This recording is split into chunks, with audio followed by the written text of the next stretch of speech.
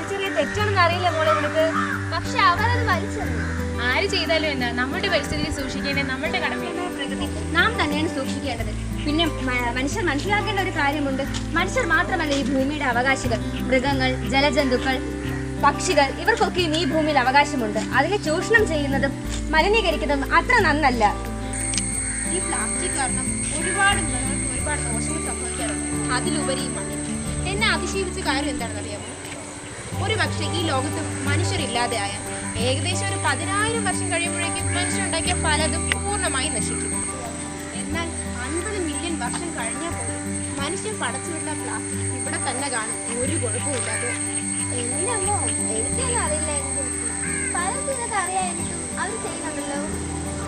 അതെ, മുൻപോട്ടുള്ള ജീവിതത്തിൽ ഇത് മനുഷ്യരുടെ തന്നെ ദോഷമാണെന്നറിയാം. എന്നാലും ഇവർ ഇത് തന്നെ ആവർത്തിക്കും. പക്ഷെ നമ്മളോ അത് തടയണം. ഇനി വരും ഒരു തലമുറയ്ക്ക് ഇവിടെ വാസം സാധ്യമോ? ഇനി വരും ഒരു തലമുറയ്ക്ക് ഇവിടെ വാസം സാധ്യമോ? മലിനമായ ജലാശയം, അതിമലിനമായൊരു ഭൂമിയും. മലിനമായ ജലാശയം, അതിമലിനമായൊരു ഭൂമിയും. ഇനി വരും ഒരു തലമുറയ്ക്ക് ഇവിടെ വാസം സാധ്യമോ?